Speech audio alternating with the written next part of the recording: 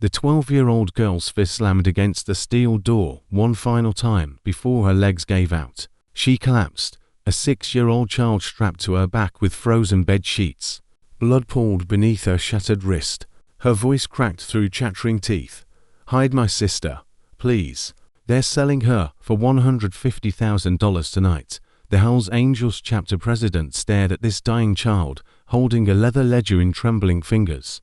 23 names, 23 children, all crossed out in red ink. "How do you know?" he asked. She pulled the ledger to her chest, sobbing, "Because my uncle told the beer Sophia's nonverbal. He said she can't scream." The door opened wider. 14 bikers stepped aside. "Come inside."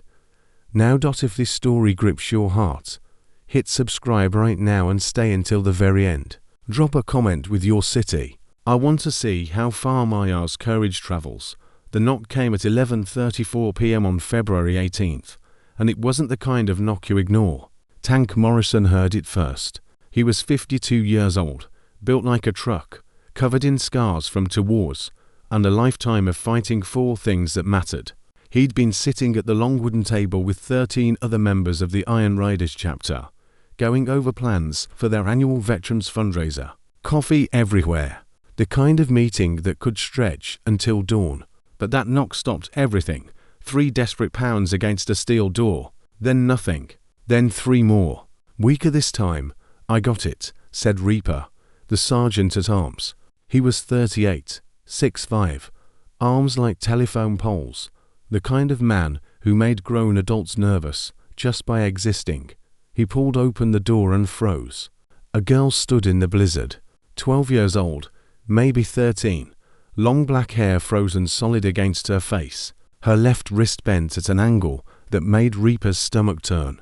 Bruises covered both cheeks. Fresh blood ran from her nose, already freezing in the wind. But that wasn't what stopped him. Strapped to her back with torn bed sheets was a smaller child, 6 years old, eyes closed, skin grey, not moving. The older girl looked up at Reaper, this massive, terrifying biker covered in tattoos, and didn't flinch, didn't cry, didn't beg. She just said 8 words, "Please hide my sister. They're selling her tonight." Then her legs gave out. Reaper caught her before she hit the ground. The weight of both children nearly took him down. "Tank," Reaper's voice cracked. "Tank now." Tank was already moving. So was Doc Ramirez, the club's medic, 45 years old, former trauma surgeon who'd quit the hospital, though watching too many administrators prioritize profit over patients. "Get them inside," Doc ordered. "Close that door, Reaper. Put them on the table. Somebody get every blanket we have now." The clubhouse exploded into controlled chaos. 14 bikers moving with military precision. Blankets appeared. The propane heater cranked to maximum. Doc's medical kit hit the table. Tank knelt beside the older girl. Her eyes were open, but barely. Hypothermia advanced stage. Her lips were blue. Her fingers white. "Hey," Tank said softly. "I'm Tank. You're safe now. What's your name?" "Maha." Her voice was barely a whisper. "Maya Torres. This is Sophia, my sister. She's 6. She's autistic. She doesn't talk. She's not dead. She's just cold. Please don't let her die. Nobody's dying tonight," Doc said, already cutting away the frozen bed sheets. "Maya, I need you to stay with me. Can you do that?" Maya nodded. Her teeth were chattering so violently she'd bitten through her lip. Doc unwrapped Sophia. The little girl's eyes opened. She didn't make a sound, just stared at the ceiling with wide dark eyes that had seen too much. "She's breathing," Doc said. "Pulse is weak but steady. Core temperature is dangerously low." "Maya, when did you leave? How long have you been walking?" "Left at 4:30 this afternoon. Walked from Mountain View Academy. 11 miles." The room went dead silent. Every man there knew that name. Mountain View Academy. The therapeutic boarding school up in the mountains. The place where rich families sent troubled kids.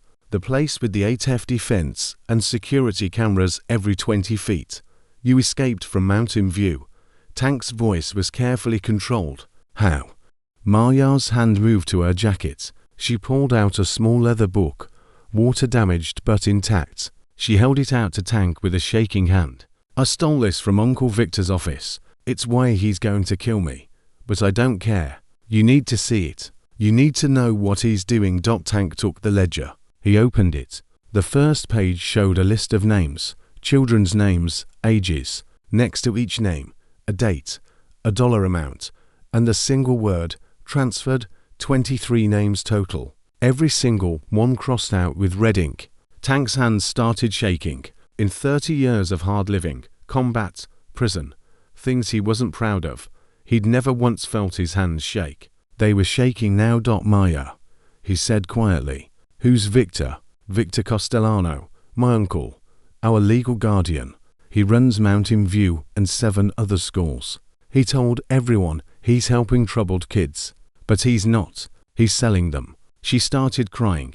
Not the kind of crying a child does. The kind of crying that comes from a soul that's been holding too much for too long. Sophia isn't troubled. She's just different. She doesn't talk, but she's so smart. She draws everything she sees. She remembers everything. And that's the problem. She saw things. She knows things. And Uncle Victor can't let her tell anyone. What did she see? Doc asked gently, wrapping Sophia in heated blankets.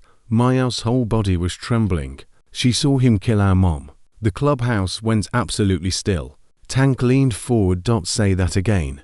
8 months ago, our mom fell down the stairs. Everyone said it was an accident, but Sophia was there. She was in her room, but her door was open. She saw Uncle Victor push Mom. She drew it. She draws everything, but she can't talk, so nobody believed her drawings. They said she was confused, traumatized, that she didn't understand what happened. Maya wiped her eyes with her good hand. But I believed her. I've always believed her. Sophia doesn't lie. She can't. She just draws truth. So I started watching Uncle Victor, and 3 weeks ago, I snuck into his office and found that ledger. 23 kids, all special needs, all transferred within the last year, and next to Sophia's name, I saw a date, February 20th. That's 2 days from now. She looked directly at Tank. Tonight, I heard him on the phone in his office. He didn't know I was listening. He told someone named Chen that the beer confirmed $150,000 overseas placement. You were grilling hamburgers. I was there with Uncle Victor and Sophia. He was doing his caring guardian act for the cameras. You saw me standing alone and you brought me a burger. You didn't ask why I looked scared. You just said, you ever need someone who doesn't play by broken rules, you find us. You wrote your number on this card and told me to keep it somewhere safe. Tank remembered a 12-year-old girl with haunted eyes, standing 20 feet from a man in an expensive suit who smiled for photos, but never once touched the children he'd brought. I kept it in my shoe, Maya continued, every single day for 6 months. And tonight, when I heard Uncle Victor on that phone call, I knew. I knew the police wouldn't help because Sheriff Kramer is Uncle Victor's friend. I knew the social workers wouldn't help because they already didn't believe Sophia's drawings. I knew nobody with power was going to listen to a kid. Her voice broke, but I remembered what you said. You don't play by broken rules. So, I waited until bedtime count. I broke my window with a chair. I tied bed sheets together. I put Sophia on my back the way I've been carrying her since she was a baby. And I climbed out. The barbed wire cut my wrist. I think it broke it. But I didn't stop. I couldn't stop because if I didn't get Sophia out tonight, she'd be gone forever. She looked around at 14 bikers staring at her. I'm sorry. I know you don't know us. I know we're nobody. But you're the only people who might actually do something.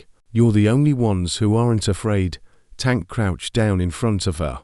Eye level, man to child. Maya, listen to me very carefully. You said you're nobody. You're wrong. As of right now, you and Sophia are family. Our family. And we protect our family. Do you understand? Maya's lip trembled. Really, really. But I need you to understand what that means. Starting tonight, the Hell's Angels are going to go to war for you. We're going to break laws. We're going to make enemies. Some of us might go to prison. We're doing it anyway. Not because we're heroes, because it's right. And because you were brave enough to knock on our door. Tears streamed down Maya's face. What if he finds us? Then he goes through 97 of us first. And that's not happening. 97. Tank smiled. It wasn't a kind smile. It was the smile of a man who just decided to burn down an empire. By tomorrow morning, every Hell's Angels chapter within 500 miles is going to know about you and Sophia. And they're all going to ride, because that's what we do. We ride for family. Doc finished examining Sophia. Tank, this baby needs a hospital. Her core temperature is 72. That's critical. And Maya's wrist is definitely broken. No hospitals, Maya said immediately. Uncle Victor has people at every hospital. Nurses, doctors, security. He'll know within an hour. He'll have Sheriff Kramer pick us up. We'll disappear. Tank looked at Doc. Can you treat them here? I can stabilize them. But Tank, if Sophia's temperature doesn't come up in the next 2 hours, it will. You're the best trauma surgeon in 3 states. You didn't quit because you couldn't do the work. You quit because you were tired of hospital boards stopping you from doing it right. So do it right here now. Save these kids. Doc held his eyes, then nodded. I need space. Everyone out except Reaper. I need his hands. Tank stood. He addressed the room. Brothers, code black effective immediately. Prospera, I need you to call every chapter president from here to the Canadian border. Tell them Iron Riders is invoking full protection protocol for 2 children. Tell them we need bodies. Lots of bodies. Tell them we need them here. By dawn, Prospera was already dialing. Ghost, I need you to find out everything about Victor Castellano. Everything. Where he lives. Where he works. Who he knows. Who he pays. Where his money comes from. I want to know what he had for breakfast and who watched him eat it.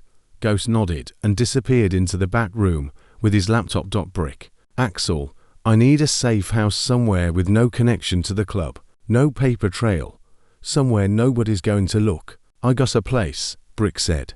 My ex-wife's sister's cabin, 40 miles north. She owes me. No records. No utilities in anyone's name we know. It's off-grid. Perfect. Get it ready. Tank turned to the last man. Keys. I need you to do something that might get you arrested. I need you to hack into Mountain View Academy's servers. I need student records, financial records, communication logs, everything. Can you do that?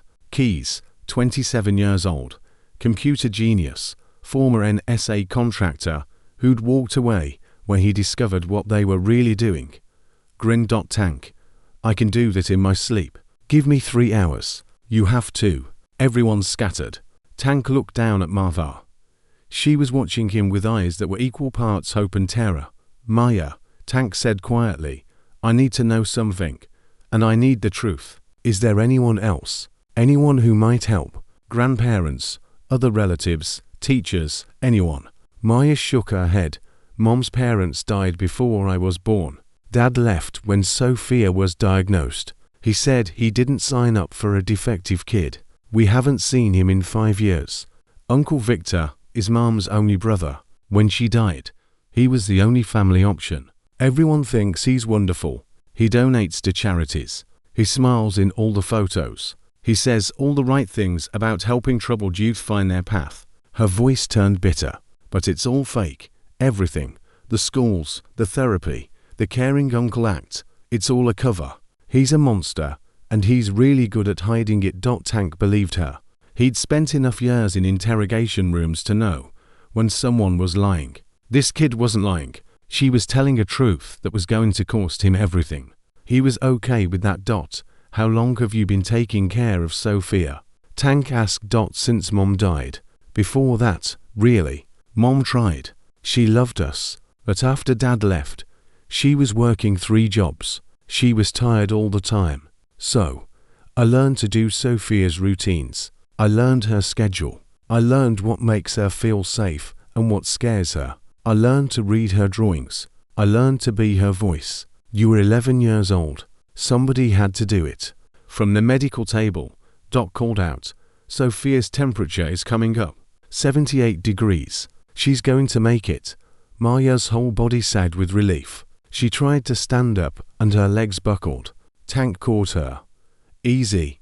You've got hypothermia, too, and a broken wrist. You're not going anywhere. I need to see her. I need to make sure she's okay. Doc's got her. She's safe, I promise. Maya looked at him, really looked at him, searching his face for the lie. For the moment the mask would slip the way every adult's mask had slipped before. She didn't find one. Okay, she whispered. Okay.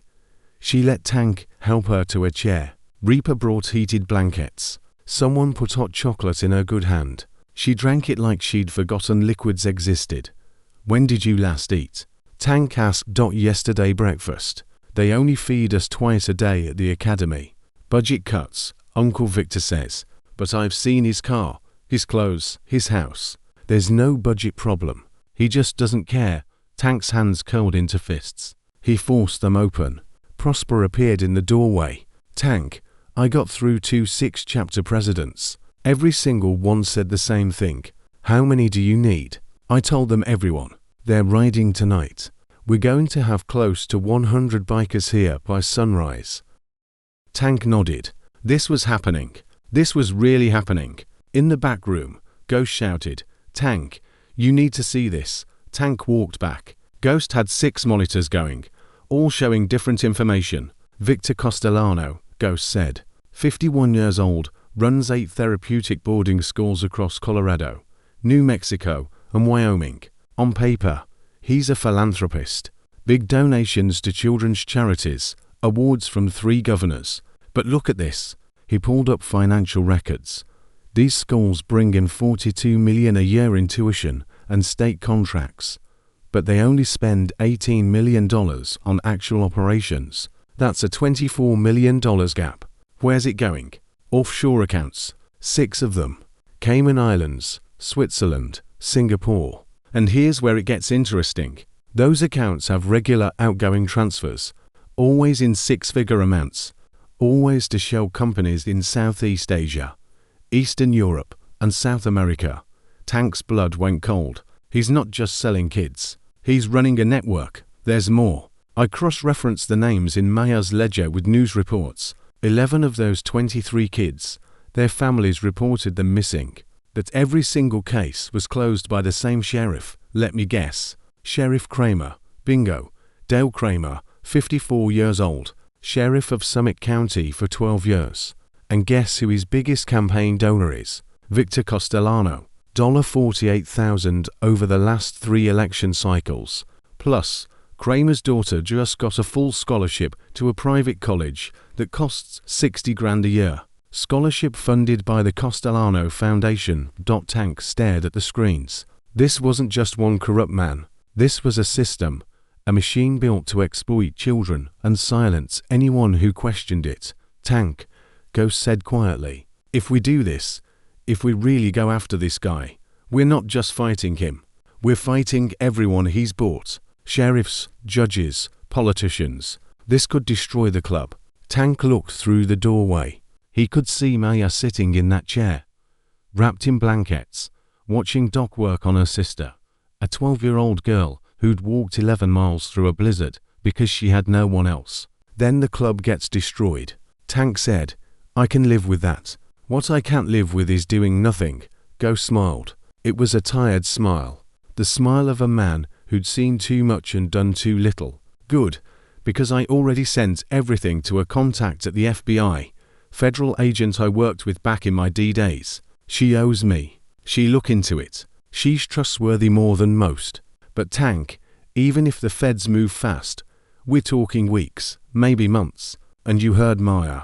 Sophia's scheduled to be sold in 2 days. Then we don't wait for the feds. We move tonight. At 2:17 a.m.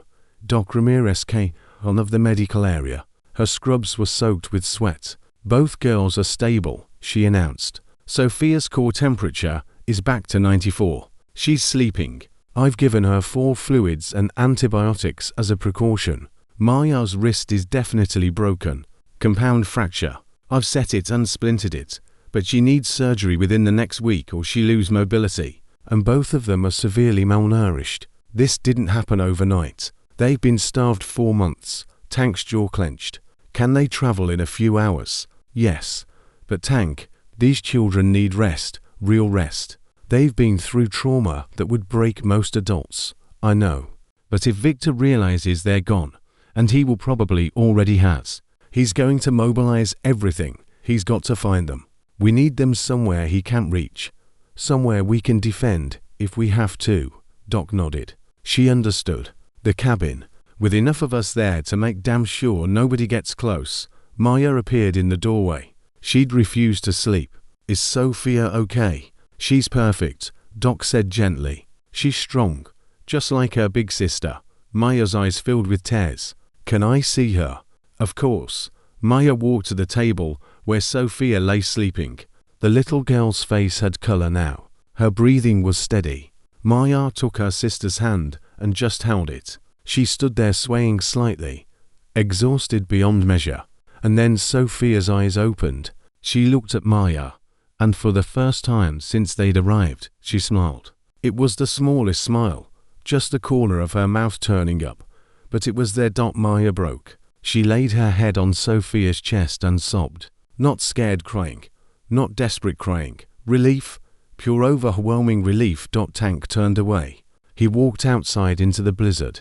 The cold air hit his face like a fist. He stood there breathing hard, trying to control the rage building in his chest. 15 years ago, his daughter had been taken. 14 years old, walked out of school one day and never came home. The police said she ran away, but Tank knew. He knew what had happened. And 6 months later, they'd found her body in a ditch 2 states away. The system had failed her. The police, the social workers, the so-called experts, they'd all failed. And Tank had been powerless to stop it. Not this time. This time, he had the power. He had his brothers, and he had a 12-year-old girl who trusted him with the most important thing in her world. He wasn't going to fail again. Behind him, the clubhouse door opened. Reaper stepped out. First bikes just arrived, Reaper said. 4 from Cheyenne. More on the way. What do you want me to tell them? Tank looked at the snow falling, at the darkness, at the kind of night where monsters thought they could operate unseen. Tell them, Tank said quietly, that we're going to war. And tell them that this time the monsters lose. Inside the clubhouse, Maya held Sophia's hand and watched these terrifying men covered in leather and scars and tattoos move with the precision of soldiers preparing for battle. And for the first time in 8 months, she felt something she'd almost forgotten existed. Hope. By 3:47 that morning, the clubhouse parking lot looked like a war council. 23 motorcycles lined up in perfect formation, and more were coming. Tank could hear them in the distance. That deep rumble that meant brothers were riding through the night. Keys burst through the door, laptop under his arm, eyes bloodshot, but wild with adrenaline. I'm in, he said. Mountain View Academy's entire server and Tank. It's worse than we thought. So much worse. Tank was at the table in 2 seconds. Show me. Keys opened the laptop. The screen filled with files. Hundreds of them. Student records, financial transactions, email communications going back 3 years. Victor's not running one operation, Keys said. Fingers flying across the keyboard. He's running 8 facilities across 3 states. Each one registered as a therapeutic boarding school. Each one receiving state funding. Each one operating the exact same way. How many kids total currently enrolled? 147. But look at this. Keys pulled up a spreadsheet. In the last 18 months, 73 children were marked as early graduation or family placement. But I cross-referenced those names with public records. 41 of them have no record of returning to their families. No school enrollment. No medical records. Nothing. They just vanished. Doc Ramirez went pale. 41 children. And it gets darker. I found communication between Victor and someone he calls the coordinator. They use code words, but it's not hard to figure out. High-functioning merchandise means kids with mild disabilities. Non-verbal inventory means kids like Sophia. International placement means exactly what Maya said. They're being sold overseas. Tank's hands curled into fists. Names. I need names. Who else is involved? Keys pulled up an email chain. Dr. Raymond Chen. He's a psychiatrist contracted by the state to evaluate children in the foster system. He's the one who provides the diagnoses that get kids sent to Victor's schools. Every single placement goes through him. He's evaluated over 200 kids in the last 2 years. He's the gatekeeper, Ghost said from across the room. He decides who's vulnerable enough to disappear. There's more, Keyes continued. Victor's been making regular payments to a judge, Patricia Marino, family court judge. She's approved 96 emergency custody placements in the last 18 months. Want to guess where those kids ended up? Victor's schools. Every single one. And here's the connection that's going to make you sick. Judge Marino's daughter works at one of Victor's facilities, Mountain View Academy. As the intake coordinator, Tank felt something cold settle in his chest. They're a family business, a trafficking family business, and they've been operating 4 years because they own the entire pipeline. Chen diagnoses, Marino places, Victor collects, and Sheriff Kramer makes sure nobody investigates to hard. The clubhouse door opened. A woman walked in, 49 years old, leather jacket, graying blonde hair pulled back in a ponytail. Behind her came 12 people, ages ranging from 19 to 35. Mama Bear, Tank said. You got here fast. Donna Whitfield, known as Mama Bear to everyone who mattered, had been running a legitimate foster care network for 15 years. She'd taken in over 60 children, raised 12 of them to adulthood, and never once stopped fighting for the ones the system forgot. You said code black. I came. She looked around the clubhouse. Where are they? Tank gestured to the back room. 2 girls, 12 and 6. They need everything. Mama Bear walked to the back room. Tank heard her voice go soft, the way it always did with traumatized children. 2 minutes later, she came back out. Her eyes were wet. That baby's been starved, Mama Bear said. And the older girl has been carrying the weight of the world so long. She doesn't remember what it's like to be a child. Can you help them? I can try. But Tank, these kids are going to need more than safe housing. They're going to need therapy, medical care, legal representation, and about 1,000 hours of someone just telling them they matter. They'll get it. All of it. One of the young men who'd come with Mama Bear stepped forward. He was 26, tattoos covering his arms, a scar running down his left cheek. I was in one of those schools, he said. Not Victor's, a different one, but same system. They told my mom I needed intensive behavioral modification. What I needed was someone to notice that my stepfather was beating me. Instead, I got sent to a place that made the abuse look like a vacation. He looked at Tank. Whatever you need, whatever it takes, I'm in. One by one, all 12 of them said the same thing. They'd all been through it. They'd all survived it, and they all wanted to make sure no other kid had too. Tank felt his throat tighten. Thank you. Outside, more motorcycles arrived. The sound was constant now, a rolling thunder that didn't stop. At 4:30 a.m., Tank's phone rang. Unknown number. He answered. Yeah, this is Victor Castellano. The voice was smooth, educated, absolutely calm. I believe you have something that belongs to me. Tank's blood went cold. I don't know what you're talking about. Don't insult my intelligence. Maya and Sophia Torres, 2 children who escaped from my facility tonight. I've been informed by local sources that a 12-year-old girl and a younger child were seen entering a motorcycle clubhouse on the east side of town approximately 5 hours ago. Local sources. You mean Sheriff Kramer? Victor laughed. It was the kind of laugh that made Tank want to reach through the phone. Mr. Morrison.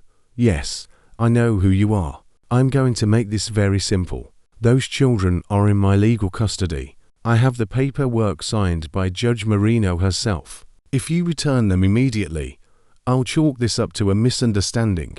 If you don't, I will bury you and your entire organization so deep you'll never see daylight again.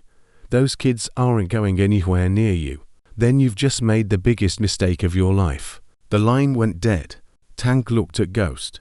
He knows, and he's got Sheriff Kramer feeding him information. So, we move the girls now. They were loading Maya and Sophia into Brick's truck when Tank's phone rang again. This time, It was a number he recognized. Rachel Sawyer, defense attorney, former prosecutor who'd quit after watching her own office cover up evidence in a child abuse case. Tank, turn on the news. Channel 7 right now. Tank grabbed the remote. The TV flickered to life, and there was Victor Castellano standing on the steps of Mountain View Academy, surrounded by cameras. He looked distraught, tired, like a man who'd been up all night searching for missing children. At approximately 7 p.m. yesterday evening, Victor said, his voice breaking in all the right places, 2 children in my care disappeared. Maya Torres, 12 years old, and her sister Sophia, 6. Maya has a history of behavioral issues and violent outbursts. We believe she may have taken her sister and run away, possibly influenced by anti-authority groups she's been communicating with online. Tank's jaw clenched. Victor continued, I'm begging anyone who sees these children, please contact authorities immediately. Maya is not well. She's been struggling with reality since her mother's tragic death. And Sophia is autistic and nonverbal. She requires specialized medical care. Without her medications, she could be in serious danger. The reporter asked, Mr. Castellano, there are rumors that the children were seen at a motorcycle clubhouse. Can you confirm? Victor's face hardened. I can confirm that we have credible information suggesting Maya made contact with a local motorcycle gang known for anti-government activism. These are not good people. These are criminals who have manipulated a troubled child into believing her family is her enemy. I'm calling on law enforcement to act immediately to rescue these children before it's too late. The screen cut back to the news anchor. Sheriff Dale Kramer has issued a statement saying his department is actively investigating and has obtained a warrant to search the Iron Riders motorcycle clubhouse. More on this developing story as it unfolds. Tank turned off the TV. The room was absolutely silent. Then Maya's voice came from the doorway. She'd heard everything. Her face was white. He's doing it again, she whispered. He's making everyone think I'm crazy. Just like he did after Mom died. Just like he did when I tried to tell people about Sophia's drawings. He's so good at it. He makes everyone believe him. Tank walked over to her. Maya, look at me. She looked up, tears streaming down her face. Do you trust me? Tank asked. Yes. Then trust me when I tell you this. He can control what the news says. He can control what Sheriff Kramer does.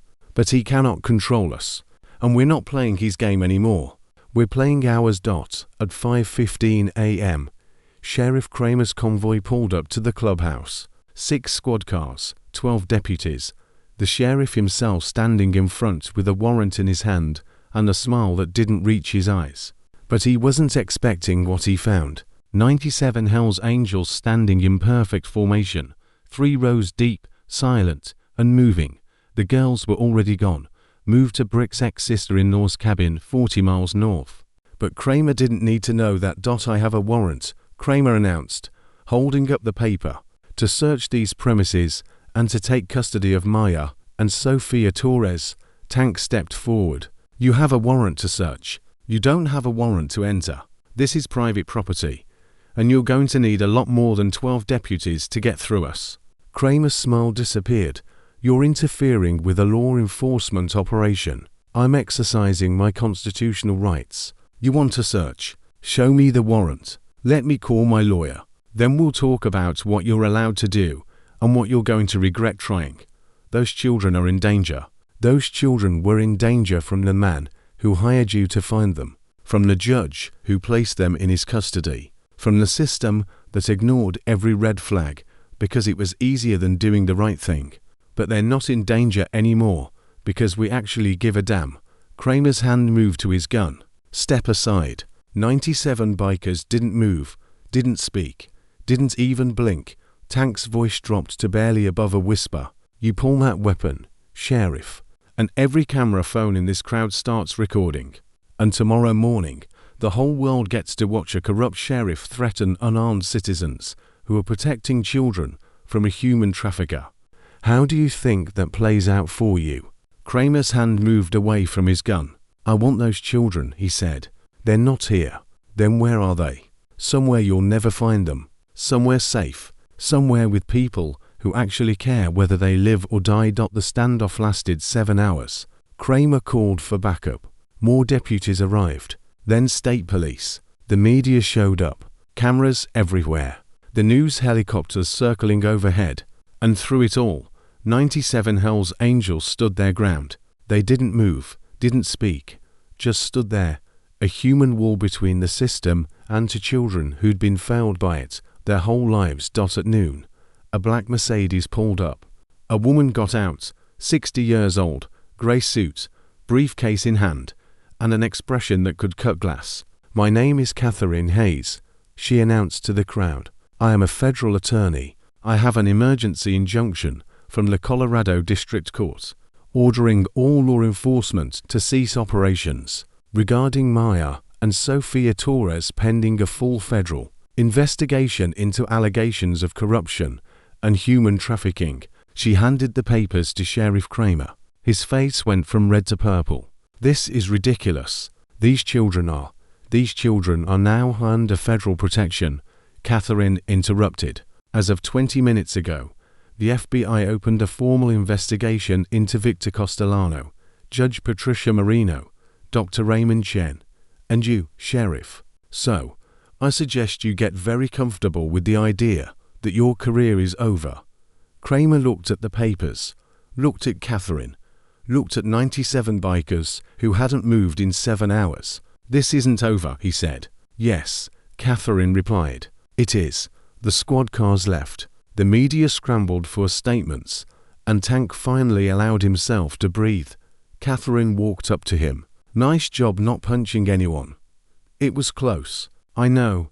I watched the whole thing from my car. If you'd thrown one punch, the injunction would have been worthless." "How did you get involved?" "Ghost called an old friend. The old friend called me. I called in every favor I've collected in 35 years of practicing law. And I'm going to need to talk to those girls soon. They're safe. I'll arrange it." Catherine studied his face. "Why are you doing this, Tank? You could lose everything. The club, your freedom, your life. Why risk it for 2 kids you don't know?" Tank looked at the clubhouse, at his brothers, who'd stood for 7 hours without complaining, at the young adults who'd come with Mama Bear, survivors of the same system that had destroyed their childhoods. "Because someone has to," he said simply. "And because 15 years ago, nobody did it for my daughter." Catherine's expression softened. "I heard about that. I'm sorry. Don't be sorry. Just win this case." 40 miles away at the cabin, Maya sat on the floor with Sophia. The little girl was drawing. She always drew. It was how she processed the world. Mama Bear watched from the doorway. She'd been a foster parent long enough to recognize trauma in all its forms, but she'd never seen a bond quite like this. The way Maya anticipated Sophia's every need, the way Sophia trusted Maya completely, absolutely without question. "She's been raising that baby since she was born, hasn't she?" Mama Bear asked Doc. "Since their father left." Maya was 7 years old, and she became Sophia's primary caretaker. No 7-year-old should have that responsibility, but she did it anyway, and she did it well. Sophia finished her drawing. She held it up to Maya. Maya's breath caught. The drawing showed 2 girls holding hands, and behind them, standing in a circle, were dozens of people. People with motorcycles, people with kind faces, people who looked like they were protecting the girls. At the bottom, Sophia had drawn a single word, not written, drawn in a careful, precise way. The word was safe. Maya pulled Sophia into her arms. "Yeah, baby. We're safe." Finally, and for the first time in 8 months, Maya believed it. At the clubhouse, Tank's phone buzzed. A text from an unknown number. "You think you've won. You haven't. Those children have information that will destroy everything I've built. I'll get them back. And when I do, they'll disappear so completely. Not even you'll find them. This is your last warning." Tank showed the text to Ghost. "He's desperate." Ghost said desperate people make mistakes, or they burn everything down rather than lose. "So what do we do?" Tank looked at the text again, at the threat, at the promise of violence against the children who'd already survived too much. We go on a fence, Tank said.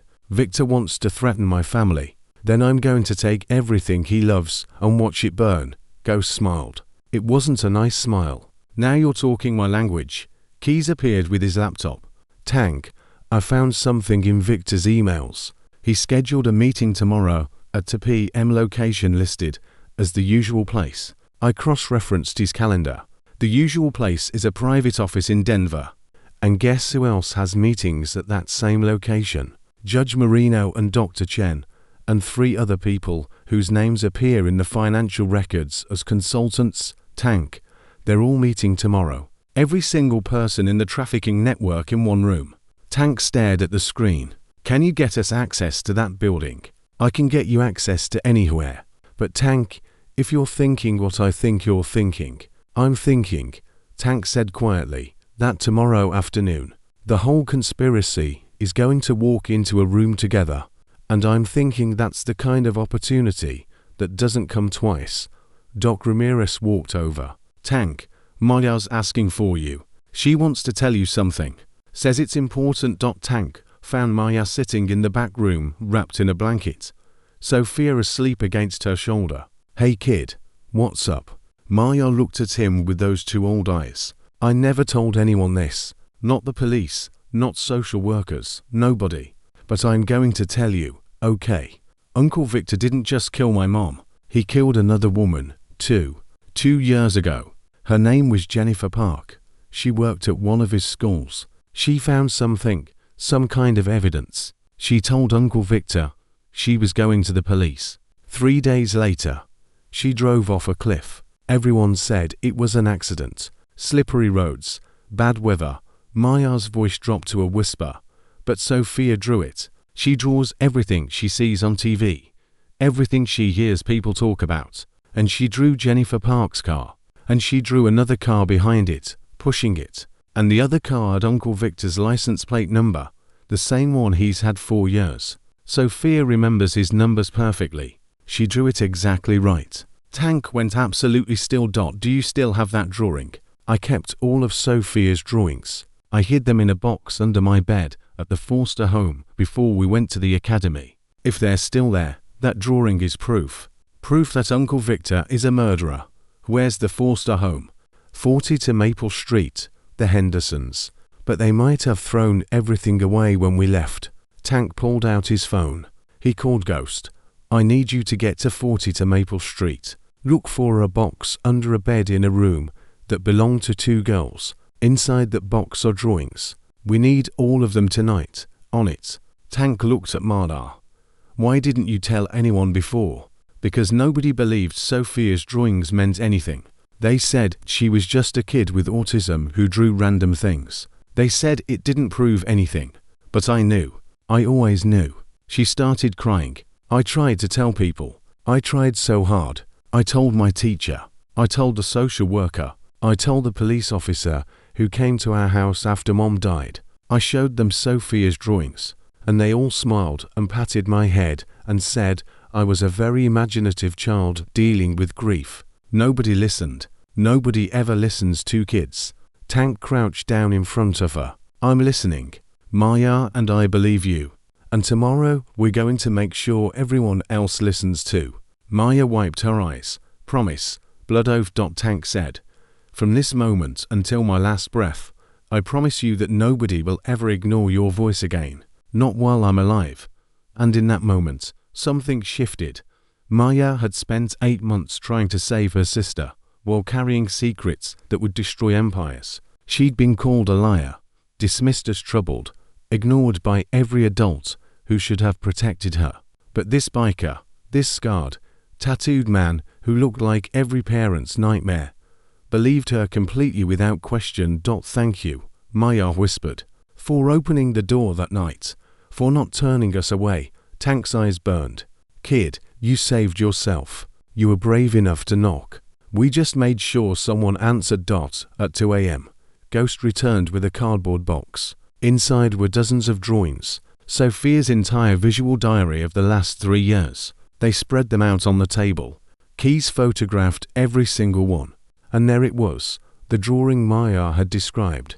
A car going off a cliff. Another car behind it pushing. A license plate number rendered in Sophia's precise, careful hand. A date in the corner. 2 years ago. 3 days after Jennifer Park told Victor Castellano she was going to the police. This is evidence of murder. Catherine Hayes said she'd stayed at the clubhouse knowing things were about to escalate. With this and the financial records, we've got enough to bring RICO charges. Racketeering, conspiracy, murder, human trafficking. Victor Castellano is going to die in prison. Good, Tank said. Because tomorrow, we're making sure he knows it. The meeting was scheduled for 2 p.m. at the Riverside Executive Center in downtown Denver. Keyes had pulled the building schematics, security protocols, and visitor logs going back 6 months. Victor Castellano rented a private conference room, the 8th floor, under the name of a shell company called Summit Educational Consulting. He's been using that room twice a month for the last year, Keyes said, pointing at his screen. Always the same day, always the same time. And look at the names on the visitor logs. Tank leaned in. Judge Patricia Marino, Dr. Raymond Chen, 3 other names he didn't recognize. But that Ghost had already identified as lawyers, accountants, and what Ghost called logistics coordinators. People who arrange transportation for the children being trafficked. They're meeting today to discuss damage control. Catherine Hayes said she'd been on the phone with her FBI contact for the last hour. Victor knows Maya has his ledger. He knows she's talking. He's panicking. And when criminals panic, they either run or they consolidate. My guess is he's called this meeting to figure out how to make the problem disappear. The problem being my kids, Tank said flatly. Exactly.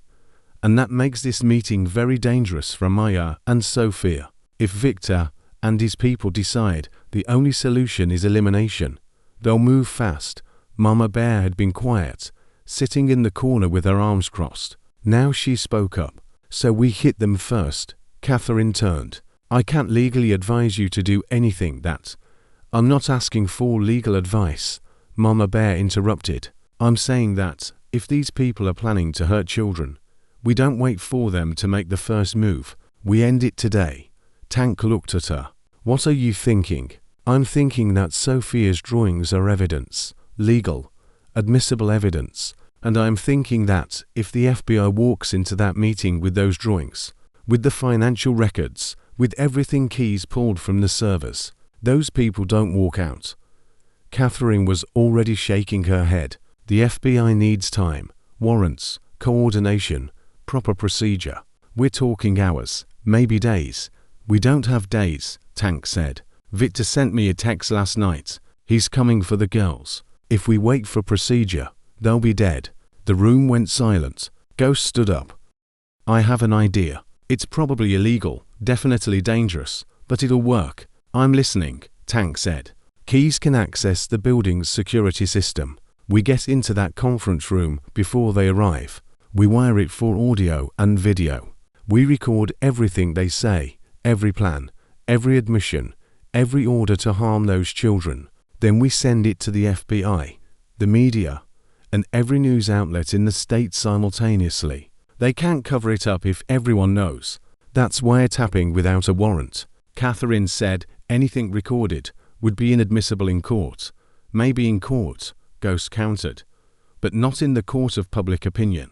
And if the FBI hears Victor Castellano ordering a hit onto children, warrant or no warrant, they'll move.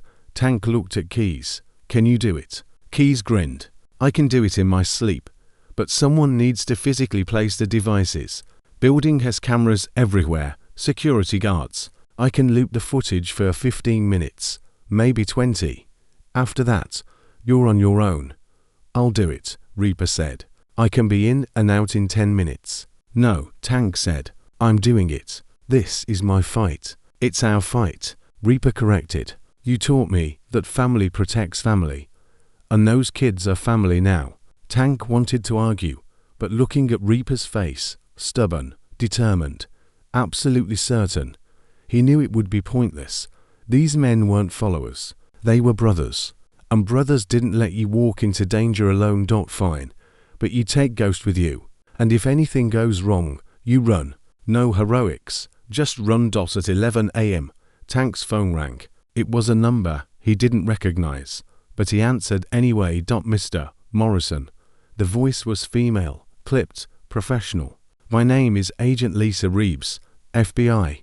I understand you've been in contact with Catherine Hayes regarding allegations against Victor Castellano. That's right.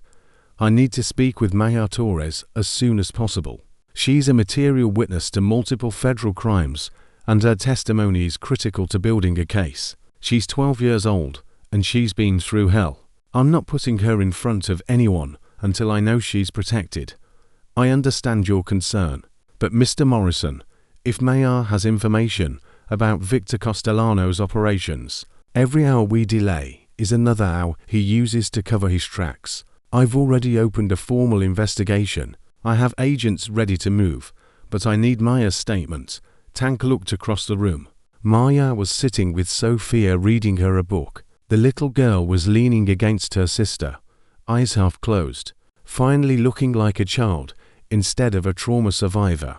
She talked to you, Tank said, but on our terms, our location, and I'm in the room the whole time. Agreed. Where and when? The cabin. I'll text you the address. 1 hour. He hung up and walked over to Maya. Hey kid, FBI agent wants to talk to you. You up for that? Maya's face went pale. What if she doesn't believe me either? She believe you. I promise.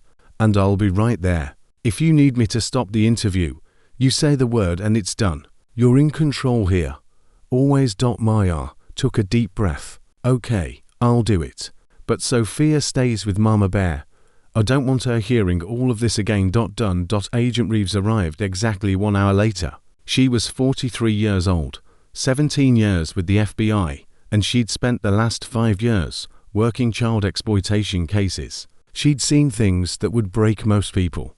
But when she walked into that cabin and saw Maya, this tiny 12-year-old girl with a splintered wrist and bruises covering her face, something in her expression shifted. Hi, Maha, Agent Reeves said gently. Thank you for agreeing to talk to me. I know this is hard.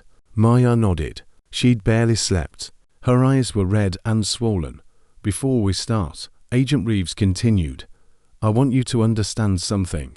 Everything you tell me matters. Your words have power. And I'm going to use that power to make sure Victor Castellano never hurts another child. But I need you to tell me the truth. All of it. Even the parts that scare you. Can you do that? Yes. For the next 90 minutes, Maya told her everything. The night her mother died, Sophia's drawings, the months of trying to get someone to listen, being placed with Victor after he became her guardian, the academy, the ledger, the phone call about Sophia being sold, the escape through the blizzard. Agent Reeves recorded every word, took notes, asked clarifying questions, and the more Maya talked, the angrier Agent Reeves' expression became. Maya, Agent Reeves said when they were done, do you still have access to that ledger? Tank has it and Sophia's drawings. All of them. Agent Reeves turned to Tank. I need those now. Tank handed over the ledger and the box of drawings. Agent Reeves went through them methodically, photographing each page, each drawing, building her case piece by piece. When she got to Sophia's drawing of Jennifer Park's car being pushed off the cliff, she stopped. This is evidence of murder, she said quietly. Maya, you said Sophia drew this 2 years ago. Yes, 3 days after Miss Park died. Sophia saw it on the news. She always draws what she sees on TV. She remembers everything perfectly. Agent Reeves pulled out her phone and made a call. I need you to pull the Jennifer Park case file. 2 years ago, single vehicle accident ruled accidental. I have evidence suggesting it was homicide. Yes, I'm serious. Get me everything. She hung up and looked at Tank. I'm going to be straight with you. What you've given me is enough to arrest Victor Castellano. But arrests are one thing. Convictions are another. His lawyers are going to argue that Maya is an unreliable witness, that she's been coached by you. What I heard is that you have information about the location of a meeting where multiple suspects in a federal trafficking investigation will be gathered. And if I happen to conduct surveillance of that location in legal means and happen to witness criminal activity, that would give me grounds for immediate arrest. She pulled out a business card and wrote something on the back. This is the direct number to my tactical team. If anything goes wrong at that meeting, you call this number. And Tank, whatever you're planning, don't get caught, because if you do, I can't help you. At 1:15 p.m., Ghost and Reaper walked into the Riverside Executive Center dressed in business suits. Keys had created fake IDs, identifying them as IT contractors hired to upgrade the building's network infrastructure. Security barely glanced at them. They took the elevator to the 8th floor, walked to conference room 804, and used the access code Keys had pulled from the building's system. The room was empty. Long table, 12 chairs, windows overlooking downtown Denver. Ghost pulled for tiny wireless cameras from his bag and placed them in the ceiling vents, the wall clock, and the corner of a bookshelf. Reaper set up audio receivers disguised as electrical outlets. They were done in 8 minutes. On their way out, they passed a woman in the hallway, 60 years old, grey suit, cold eyes. Judge Patricia Marino. She looked at them without recognition and kept walking. Ghost and Reaper didn't speak until they were back in the truck 3 blocks away. She's early, Ghost said. We need to warn Tank. But before he could make the call, Key's voice came through the radio. We've got a problem. Big problem. Sheriff Kramer just showed up at the cabin with 6 deputies, and he's got an arrest warrant for Tank. Tank's blood went cold. For what? A kidnapping. Victor filed charges this morning. Says you abducted Maya and Sophia from his lawful custody. Judge Marino signed the warrant an hour ago. I'm not at the cabin. The girls and Mama Bear are, I know. Which means Kramer's about to figure out you're not there. And when he does, he's going to start tearing this town apart looking for you. Tank looked at Agent Reeves. She was already on her phone talking fast and angry to someone at the FBI.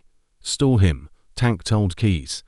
I don't care how. Just give me 30 minutes. On it. Agent Reeves hung up. I can't get a federal judge to vacate that warrant in 30 minutes. But I can get agents to the cabin to observe. If Kramer steps out of line, if he threatens those children, we've got him. That's not enough. He'll take the girls. He'll hand them to Victor.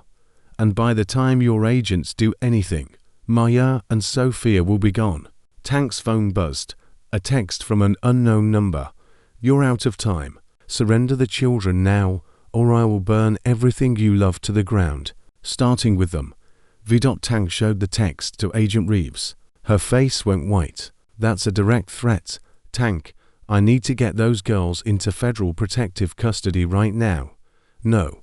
They've been in the system their whole lives. Every time they trusted it, it failed them. I'm not handing them over to another stranger in a suit who makes promises she might not keep. I'm not the system. I'm the person trying to fix it. But I can't do that if Victor kills them first. Maya's voice came from the doorway. She'd been listening. I'll go. Everyone turned. Maya, no. Tank started. I'll go into protective custody. But only if Sophia stays with Mama Bear.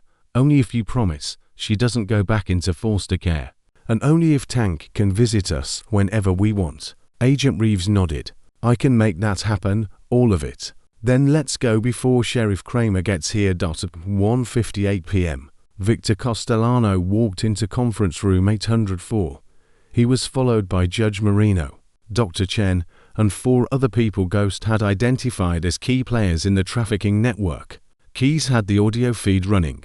Tank, Agent Reeves, Ghost, and Catherine Hayes listened from a van 2 blocks away. Victor's voice came through crystal clear. Thank you all for coming on short notice. We have a situation that requires immediate action. The tour is girls. Judge Marino said it wasn't a question. Exactly. Maya has my ledger. She's given it to the FBI, and her sister's drawings are apparently being used as evidence in Jennifer Park's death investigation. Silence. Then Dr. Chen spoke. How is that possible? Park died 2 years ago. The case was closed. The autistic child drew it. Apparently, she has perfect visual recall. And the FBI is taking it seriously. That's insane. Judge Marino snapped. A child's drawing isn't evidence. It is when it shows my license plate number and the exact location where Park went off the road. The feds are reopening the investigation, which means all of us are at risk. One of the other men spoke. Tank didn't recognize his voice. What are you proposing? Victor's answer was cold and clear. Elimination. Both girls. The motorcycle gang protecting them. Anyone who's seen the evidence. We clean it up completely tonight. Agent Reeves was already radioing her tactical team. All units, move in now. Active threat.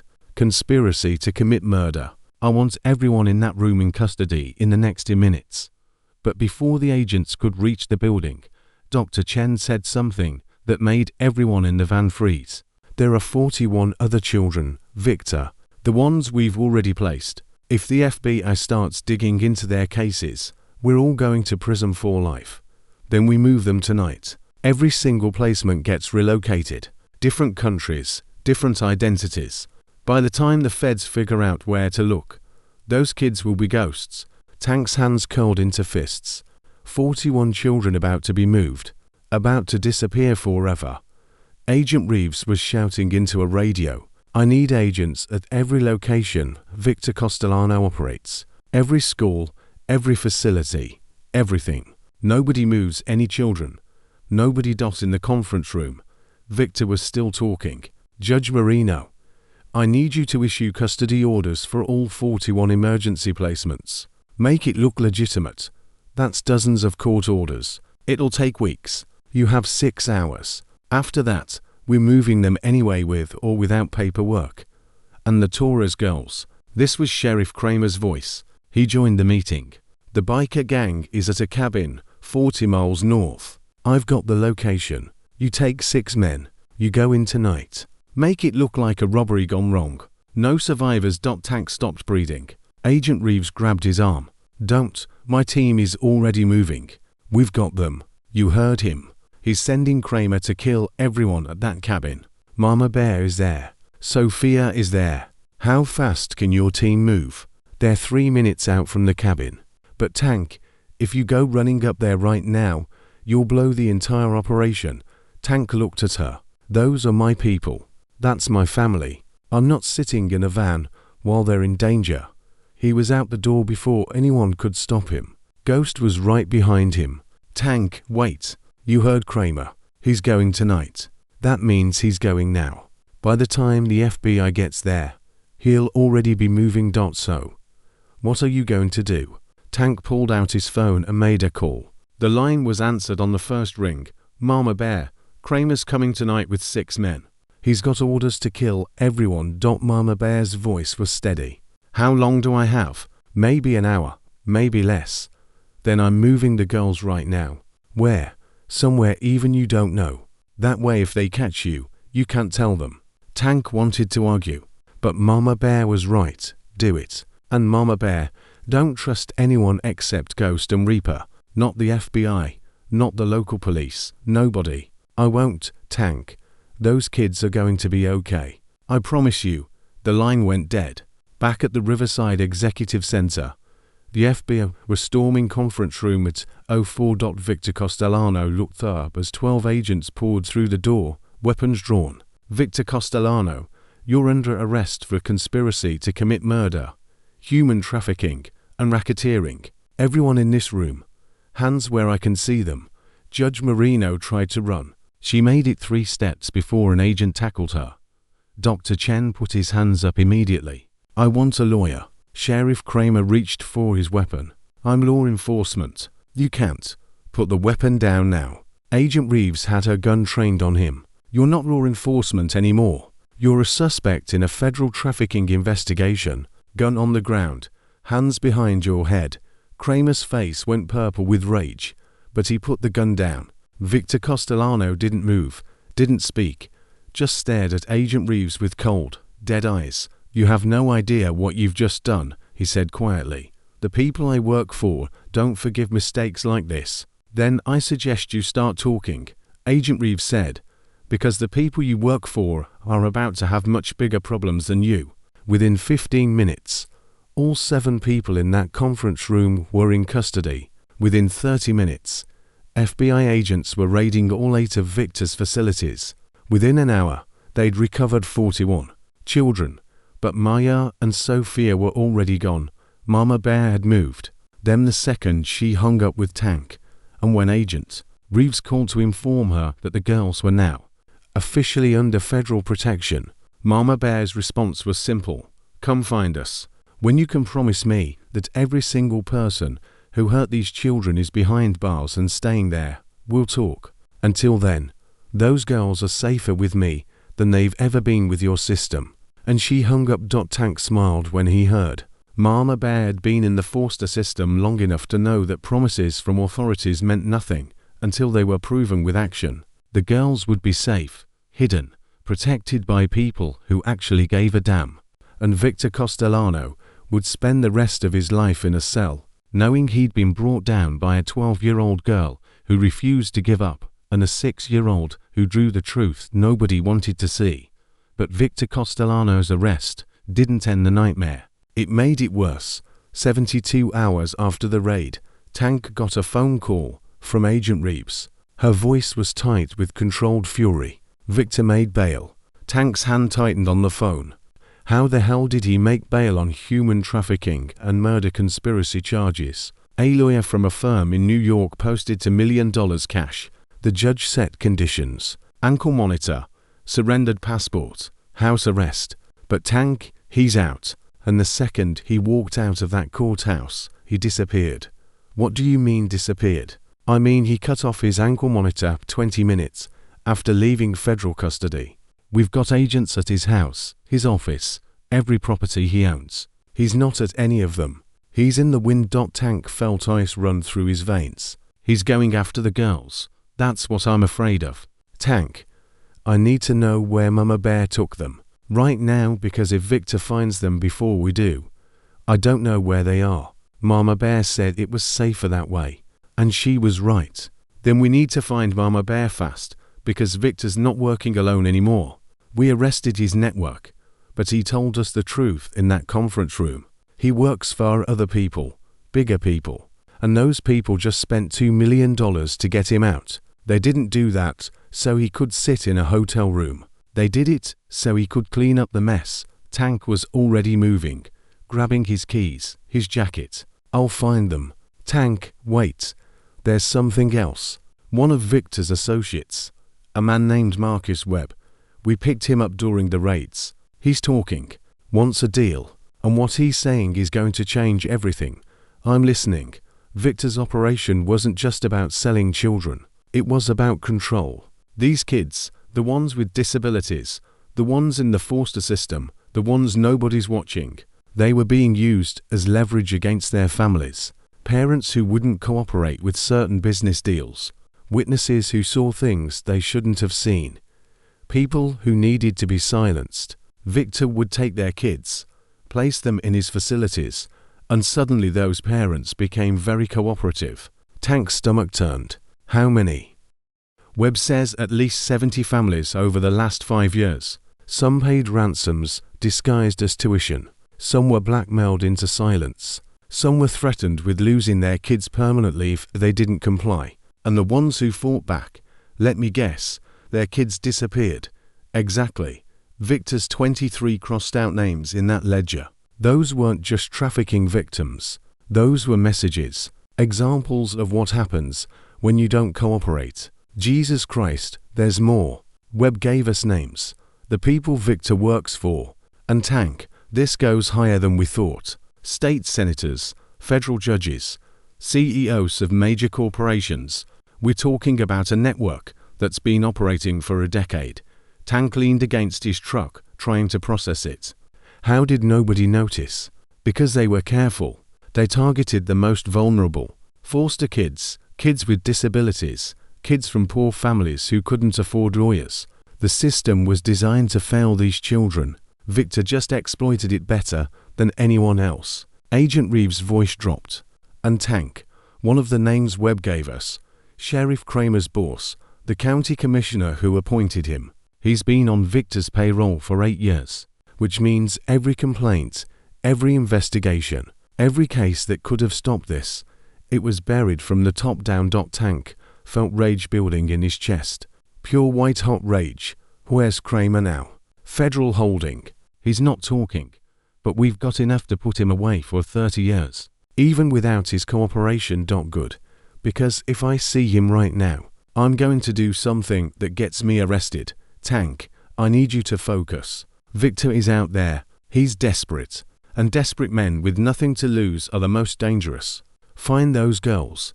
Protect them. Let us handle Victor. Tank hung up and immediately called Ghost. Victor's out. We need to find Mama Bear and the girls now. Ghost was quiet for a moment.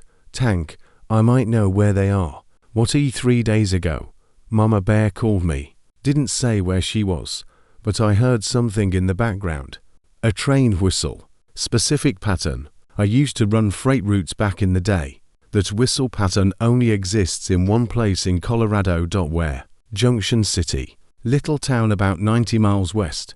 Population 300. One stoplight. The kind of place where strangers get noticed, but nobody asks questions if you keep to yourself. You sure? 90%. It's the only place that makes sense. Remote enough to hide. Small enough that she'd hear if anyone came looking. Close enough that we could get there if things went bad. Tank was already in his truck. I'm going. You coming? Already on my bike. They rode out together. Tank in his truck. Ghost on his holly. Behind them, 12 more Hell's Angels fell into formation. Nobody had called them. Nobody had asked. They just showed up when Ghost made the call. Because that's what family did. 90 miles. Tank drove it in 70 minutes. Pushing his truck past every speed limit. Past every rational thought, driven by a single certainty. Those girls needed protection. And he wasn't going to fail them. Junction City appeared like a ghost town. Main street, a diner, a gas station, and a post office. That was it. Tank pulled into the diner parking lot. The only other vehicle was a beat-up Honda with Wyoming plates. Inside, the diner was empty except for a waitress who looked about 70 and a man sitting alone in a corner booth. Tank recognized him immediately. One of the young men who'd come with Mama Bear that first night. Former foster kid, 26 years old. With the scared eyes of someone who'd been through hell. The young man looked up, saw Tank, and his whole body relaxed. She said you'd figure it out eventually. Where are they? 5 miles north. Old ranch house. Tank drove there with Ghost and the others close behind. When he pulled up, Mama Bear was already on the porch waiting, shotgun in hand. She lowered it when she saw who it was. FBI called me 6 times. I didn't answer. Mama Bear, this isn't a game. He's coming for them. Let him come. He'll find out what happens when you threaten my family. Tank walked up the porch steps. I need to see them. I need to know they're okay. Mama Bear studied his face. Then she nodded. They single quotes inside. But Tank Maya's not doing well. She's been having nightmares, panic attacks. The reality of what almost happened is catching up with her. And Sophia, that baby's stronger than all of us combined. She's been drawing page after page. It's like she's processing everything through her art. Inside, Maya was sitting on a couch wrapped in a blanket, staring at nothing. Sophia was on the floor with crayons and paper spread out around her. When Maya saw Tank, something in her face cracked. She stood up and ran to him, throwing her arms around his waist and holding on like he was the only solid thing in a world that wouldn't stop shaking.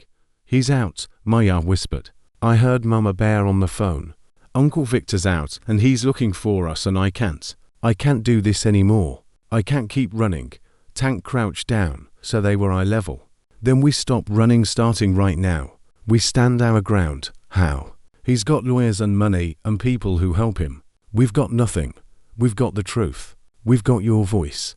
We've got Sophia's drawings. And we've got 97 people who are willing to fight a war to keep you safe. What if it's not enough? Tank took her hands. Maya, listen to me. 2 weeks ago, you were a 12-year-old girl with no power, no voice, and no hope. Now, you've brought down a human trafficking network. You've gotten a sheriff arrested. You've saved 41 children. You've exposed corruption that goes all the way to the state capitol. You did that. A kid all by yourself. I wasn't by myself. I had you, and you still have me. You always will. But kid, you need to understand something. I didn't save you. You saved yourself. You were brave enough to knock on our door. Brave enough to tell the truth. Brave enough to steal that ledger and walk 11 miles through a blizzard. That wasn't me. That was you. Maya's eyes filled with tears. I'm scared, I know. Being scared means you understand what's at stake.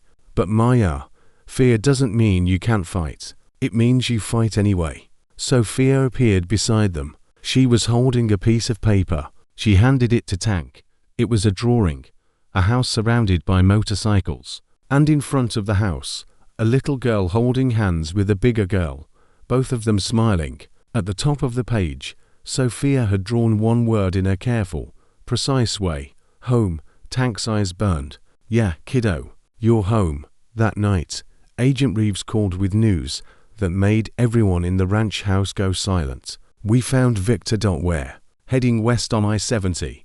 But Tank, he's not alone. We've identified the vehicle he's in.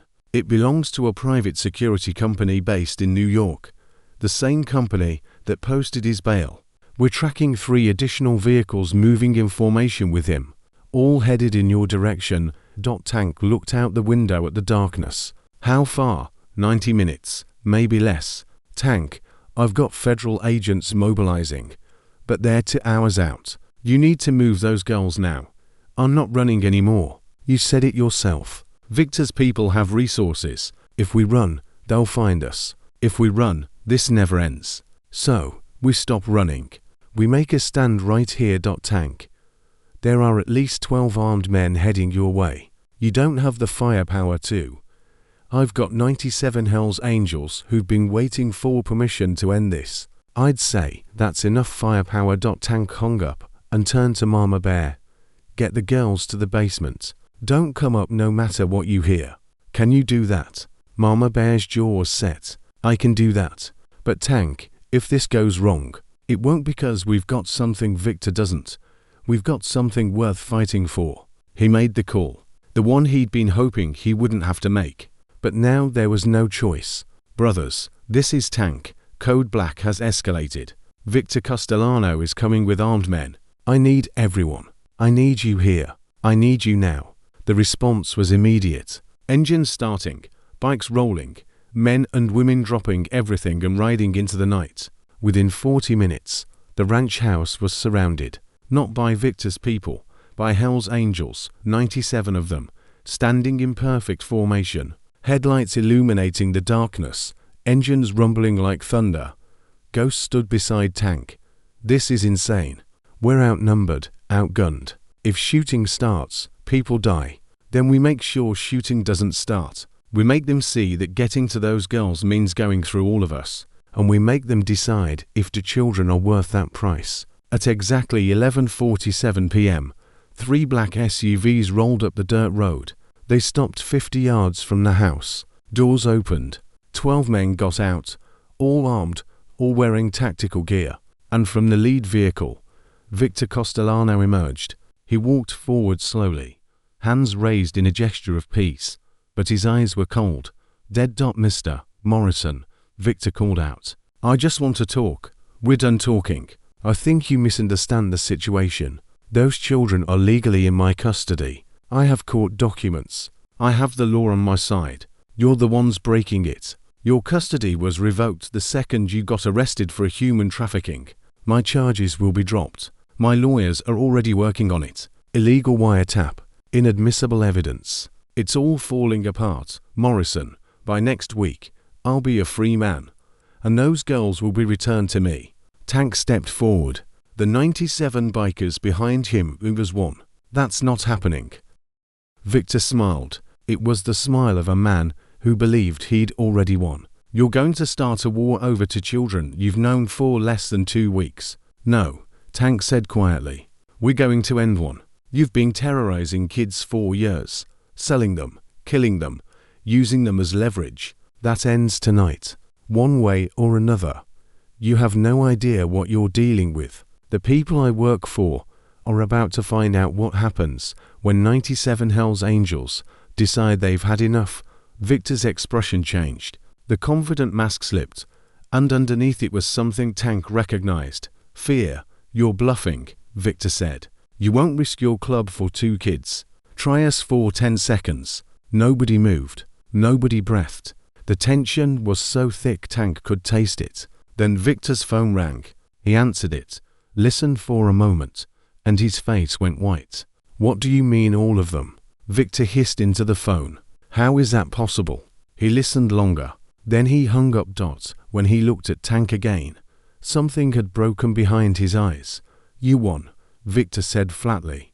Webb gave you everyone. The feds just arrested 17 people, senators, judges, my entire network. They froze all my accounts, shut down all my facilities. It's over. Good. But those girls are still mine legally, and I will get them back. Tank shook his head. No, you won't, because tomorrow morning, Maya is testifying before a federal grand jury, and Sophia's drawings are being entered as evidence in Jennifer Park's murder case. By tomorrow afternoon, you'll be charged with first-degree murder, and there's no bail for that. Victor's hands clenched into fists. Those children have destroyed everything I built. Good, because everything you built deserved to be destroyed. For a moment, Tank thought Victor might charge, might try to fight his way through 97 bikers to get to the house. But then the sound of sirens filled the night. FBI vehicles poured onto the property from every direction. Agent Reeves stepped out, weapon drawn. Victor Castellano, you're under arrest for violating the conditions of your bail and for conspiracy to commit murder. Down on the ground now. Victor didn't move. He just stared at the ranch house where Maya and Sophia were hidden. They're just children, he said. To worthless children. And they took everything from me. No, Tank said. You took everything from yourself. Those kids just made sure everyone knew it. Victor was handcuffed and dragged away. His 12 armed men surrendered without a fight. And as the FBI vehicles drove away, Tank walked back to the ranch house. He went to the basement door and knocked. Mama Bear, it's over. You can come out. The door opened. Maya appeared, Sophia in her arms. Both of them crying. Both of them safe. Is he gone? Maya asked. He's gone for good this time. Maya collapsed against Tank, holding Sophia tight. We did it. We actually did it. You did it, kid. You and your sister. You saved yourselves. We just made sure nobody stopped you. And for the first time since her mother died, Maya Torres allowed herself to believe that maybe, just maybe, she could stop fighting and start living. But the victory lasted exactly 36 hours before everything changed again. Agent Reeves called Tank at 6 a.m. on the 3rd morning after Victor's arrest. Her voice was shaking. We've got a problem. A massive problem. Victor's lawyers filed an emergency motion last night. They're arguing that every piece of evidence we collected is inadmissible because it came from an illegal wiretap that you conducted. Tank's blood went cold. We talked about this. You said, I said I'd handle it. But Victor's lawyers are good, really good. They've got affidavits from 3 constitutional law experts saying the surveillance violated federal wiretap statutes. The judge is hearing arguments this afternoon. Tank, if he rules in Victor's favor, everything collapses. The arrests, the charges, all of it. What about Maya's testimony? Sophia's drawings, the ledger, all of it discovered as a result of the illegal wiretap, fruit of the poisonous tree. The defense is arguing that without the wiretap, we never would have known to look for any of it. That's insane. Maya came to us. She brought us the ledger before we ever wired that conference room. I know, but proving timeline is going to be difficult. Victor's lawyers are claiming we coached Maya, that we manipulated a traumatized child into making false accusations. And Tank, without the wiretap evidence, it's our word against theirs. Tank closed his eyes. When's the hearing? To PM Federal Courthouse in Denver. And Tank, you need to be there because if this goes south, Maya's going to need you. The courthouse was packed. Media everywhere. Protesters on both sides of the steps. People holding signs that said, protect our children on one side and innocent until proven guilty on the other. Tank walked through the chaos with Maya beside him. She was wearing a dress Mama Bear had bought her. Her hair was brushed. Her wrist was in a proper cast now. She looked like any other 12-year-old girl, but her eyes told a different story. Old eyes, tired eyes, eyes that had seen too much. "I don't want to go in there," Maya whispered. "I don't want to see him again." "You don't have to. The hearing is just about the evidence. You're not testifying today. But what if the judge says the evidence is bad? What if Uncle Victor goes free? Then we find another way. We don't stop fighting. Not ever." Inside the courtroom, Victor sat at the defense table in an expensive suit. His lawyers flanked him like guards. He looked calm, confident, like a man who knew he was about to win. When he saw Maya walk in, he smiled. It was the smallest smile, just the corner of his mouth turning up. But Maya saw it, and she grabbed Tank's hand so hard her knuckles went white. "He knows," Maya whispered.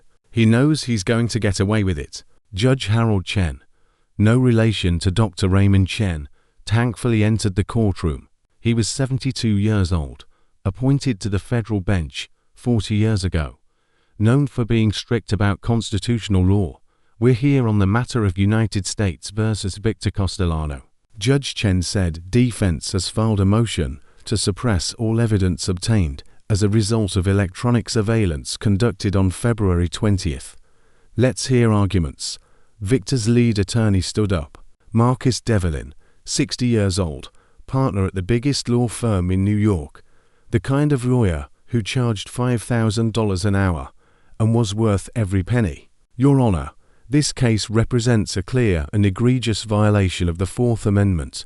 The defendants, and I use that term loosely because the real defendants here, at the Hells Angels Motorcycle Club, conducted illegal surveillance of my client's private business meeting.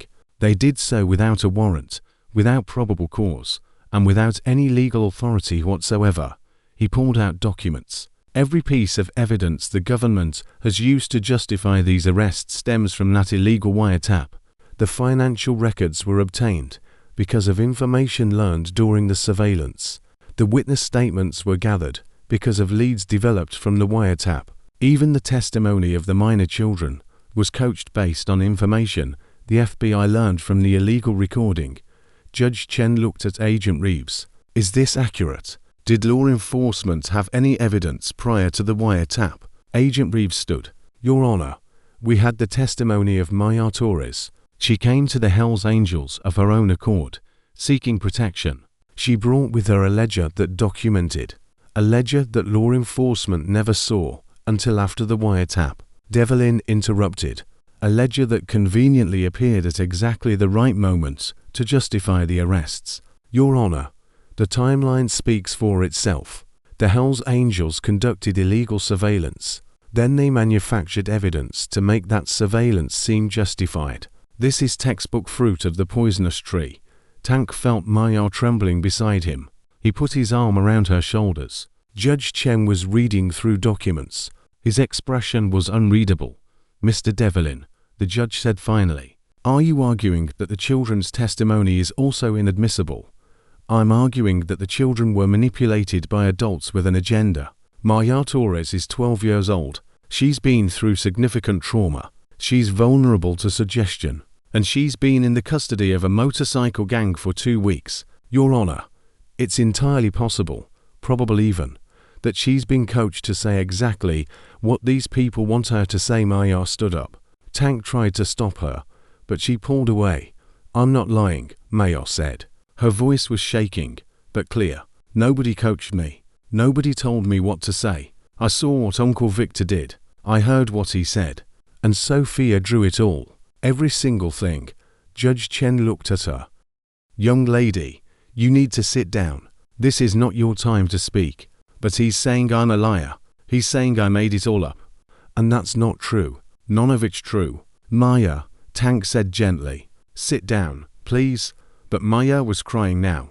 "I walked 11 miles through a blizzard with my sister on my back because Uncle Victor was going to sell her. I broke my wrist climbing out a window. I stole his ledger because I knew nobody would believe me without proof. And now his lawyer is saying I made it all up. That I'm just some stupid kid who doesn't know what's real."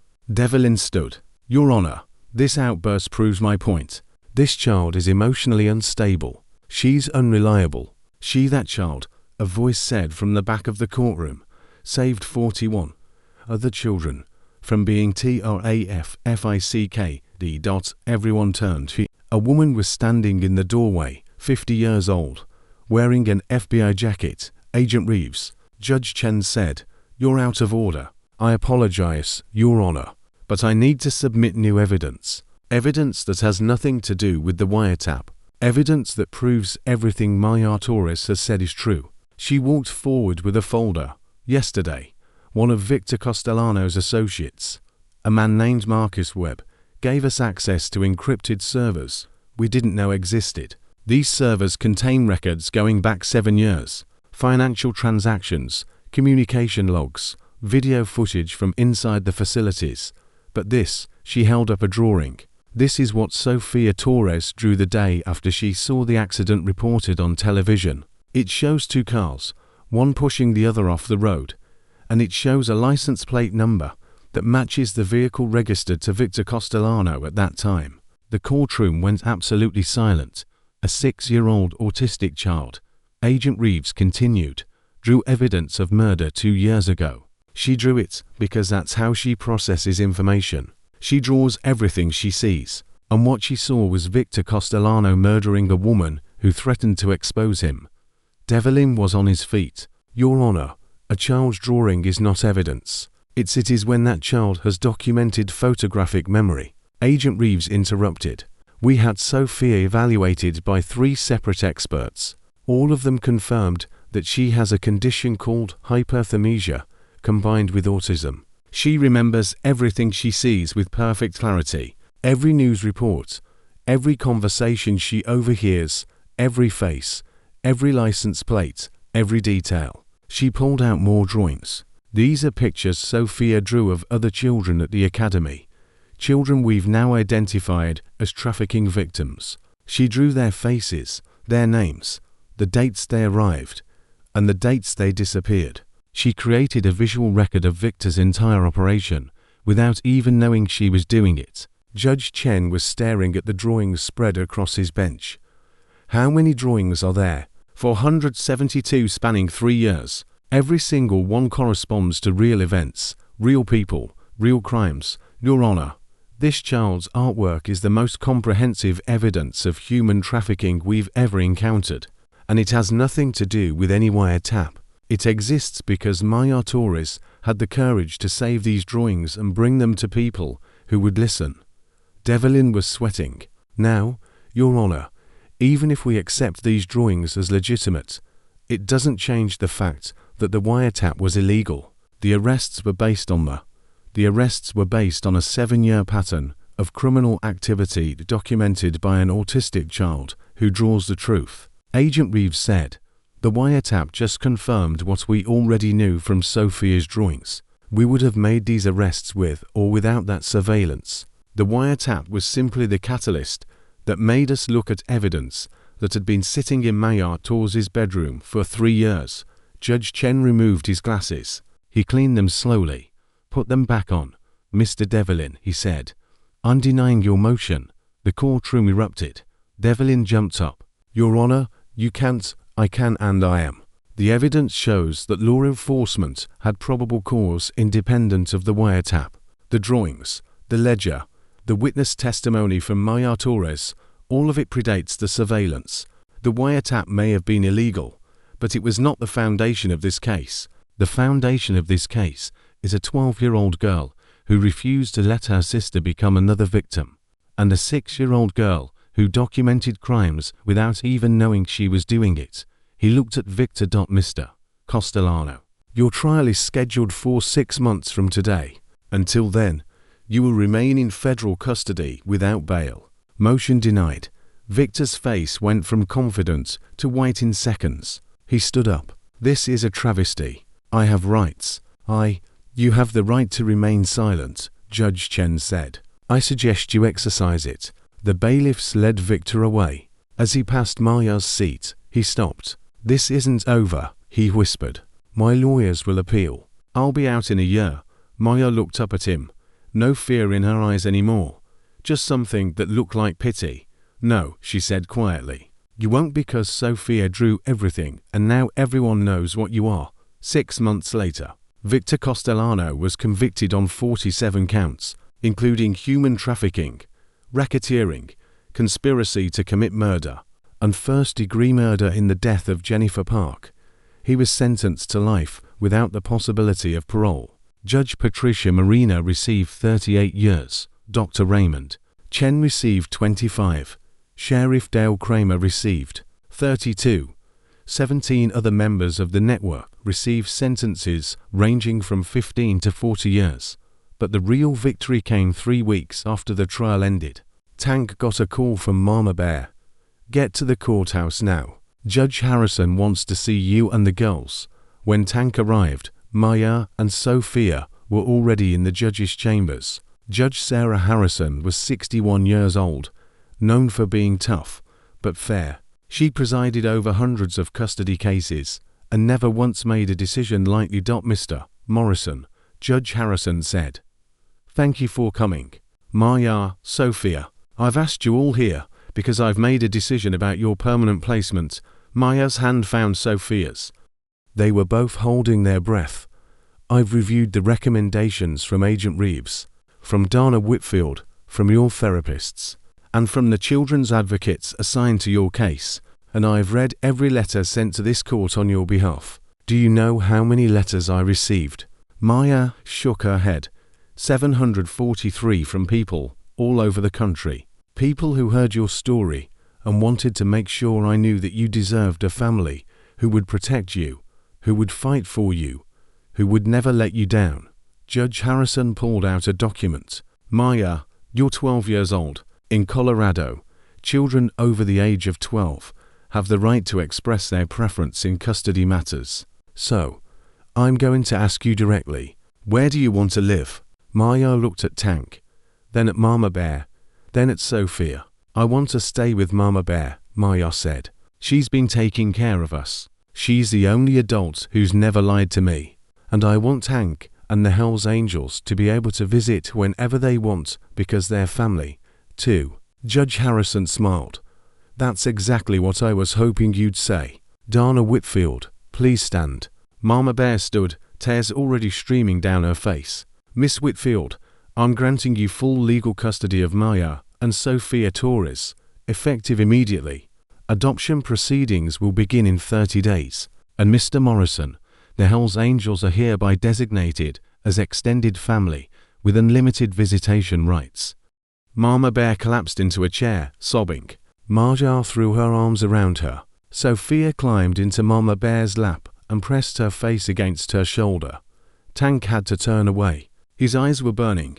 "There's one more thing," Judge Harrison said. "Maya, you asked in your petition if Sophia could have special accommodations for school. I reviewed her evaluations. I'm ordering the school district to provide her with an art-based communication program and a full-time aide who specializes in autism and hyperthymesia. Your sister is going to get every resource. She needs to succeed." Maya was trying too hard to speak. She just nodded. Judge Harrison stood and walked around her desk. She crouched down in front of the girls. "Maya, Sophia, I want you to know something. You're not victims anymore. You're survivors. You're heroes. You exposed a trafficking network that operated for 7 years. You saved 41 other children. You brought down corrupt officials at every level of government. And you did it by being brave enough to knock on a door at midnight and trust that someone would answer." She looked at Tank and Mr. Morrison. "The Hells Angels have proven something I didn't think was possible. You've proven that sometimes the people society fears the most are the ones who care the most. Thank you for opening that door." Tank's voice was rough. "We'd do it again any time, any day. I know you would. That's why I'm also ordering the creation of the Maya Protocol. Any child in Colorado who reports abuse or trafficking will now have access to a special advocate who is not part of the traditional system. Someone who will listen. Someone who will believe them. Someone who will fight for them the way you fought for these girls." She handed Maya a document. "This is the legislation. It passed the state senate last week. It's named after you because you changed everything. 3 months after the adoption was finalized, Maya stood in front of the Colorado state legislature. She was 13 now, taller, stronger, but still small enough that she needed a step stool to reach the microphone. "My name is Maya Torres," she said, "and 2 years ago, I watched my uncle murder my mother. 1 year ago, I heard him plan to sell my sister to human traffickers. And 11 months ago, I walked 11 miles through a blizzard to knock on the door of the Hells Angels Motorcycle Club because I had nowhere else to go." She looked out at the room full of politicians, advocates, and reporters. "People ask me why I didn't go to the police, why I didn't tell a teacher, why I didn't call social services. And the answer is simple. I did. I told everyone, and nobody listened because I was just a kid. And kids aren't taken seriously, especially kids in the system." Her voice got stronger, but the Hells Angels listened. 97 people who didn't know me, who had no reason to care, who risked everything to protect me and my sister. They listened. They believed us. They fought for us. And because of them, 41 other children are free. 163 families of justice and a trafficking network that operated for 7 years is destroyed. She held up the legislation. The Maya Protocol says that every child who reports abuse gets an advocate outside the system. Someone who isn't overworked, isn't underpaid, isn't beholden to politics or budgets. Someone whose only job is to believe that child and fight for them. Because if one 12-year-old girl can bring down an empire, imagine what happens when we actually listen to all of them. The legislature gave her a standing ovation. But Maya wasn't done. "I want to say one more thing. The Hells Angels aren't heroes because they're bikers. They're heroes because they're human. They saw children in danger and they acted. That's not bravery. That's basic humanity. And if 97 motorcycle riders can do that, then so can everyone else in this room. So can everyone watching this. So can every person who sees a child who needs help." She looked directly at the camera. "If you're a kid who's scared, who's being hurt, who has nowhere to go, knock on someone's door, any door. Keep knocking until someone answers, because somewhere out there is a person who will listen, who will believe you, who will fight for you. You just have to be brave enough to ask." She stepped down from the microphone. Tank was waiting at the bottom of the steps. He pulled her into a hug. "You did good, kid. I learned from the best." Sophia was waiting in the front row. She'd drawn a picture of Maya standing at the microphone. At the bottom, in her careful lettering, was one word, brave. 5 years later, Maya Torres graduated high school at the top of her class. She'd been accepted to 7 universities. She chose the one with the best criminal justice program because she wanted to be a prosecutor, wanted to put people like Victor away for the rest of their lives. Sophia was 11 now, still nonverbal, but she'd learned sign language and she communicated through her art. Her drawings had been featured in 3 galleries. The FBI used them as training materials, and she'd helped identify 17 additional trafficking victims through her visual memory. Mama Bear had adopted 6 more children in the years since Maya and Sophia. Her house was always full, always loud, always home. And the Hells Angels, they'd answered 43 code black calls in 5 years. 43 children pulled from danger. 43 families given hope, because a 12-year-old girl had knocked on their door at midnight and shown them what they were really meant to be. On the day of Maya's high school graduation, Tank rode up to Mama Bear's house on his Holly. 97 motorcycles followed him, the same 97 who'd ridden through the night 5 years ago. Maya walked out in her cap and gown. She looked at all of them and started crying. "You all came. Of course we came," Tank said. "Your family. We'll always come." Sophia handed Maya a drawing. It showed a door opening, a little girl standing on one side, and on the other side 97 people with their arms open. At the top, "The night everything changed." At the bottom, "Thank you for opening the door." Maya held the drawing against her chest. "I don't know what would have happened to us if you hadn't answered that night." Tank put his hand on her shoulder. "But we did answer, and we always will. That's what family does." That night, as the celebration wound down, Maya stood on Mama Bear's porch, watching the motorcycles line up to leave. Sophia was asleep inside. Mama Bear was cleaning up, And Maya had a moment alone to think about everything that had happened. 5 years ago, she'd been a terrified child with no options and no hope. Now she was a high school graduate with a full scholarship and a future that felt limitless. All because she'd been brave enough to knock. Tank walked over. "You okay?" "Yeah, just thinking about that night. About how scared I was. About how I almost didn't knock because I thought you'd turn us away. But you did knock because I had to. Because Sophia needed me to be brave." Tank looked at her. This girl who'd become a young woman, who'd survived trauma that would have destroyed most adults, who'd changed laws and saved lives and shown the world what courage really looked like. "Maya, you saved yourself. Never forget that. We just made sure you had backup. You gave me more than backup. You gave me proof that good people exist. That family isn't about blood. That sometimes the scariest looking people are the ones with the biggest hearts." She hugged him. "Thank you for everything. For being there when nobody else was. For believing me when nobody else did. For showing me that I was worth fighting for." Tank's voice was rough. "Kid, you were always worth fighting for." The whole world just needed to open their eyes and see it. As the last motorcycle pulled away, Maya looked up at the stars. Somewhere out there were other kids in danger. Other children who felt like they had nowhere to turn. Other families being torn apart by people who were supposed to protect them. But now there was hope. Now there was the Maya Protocol. Now there were 97 Hell's Angels who would ride through any storm for any child who needed them. And now there was proof that sometimes all it takes to change the world is a 12-year-old girl brave enough to knock on a door at midnight and a group of bikers brave enough to answer. Because heroes don't always wear capes. Sometimes they wear leather. Sometimes they have tattoos and scars and pasts they're not proud of. Sometimes they're the last people anyone expects.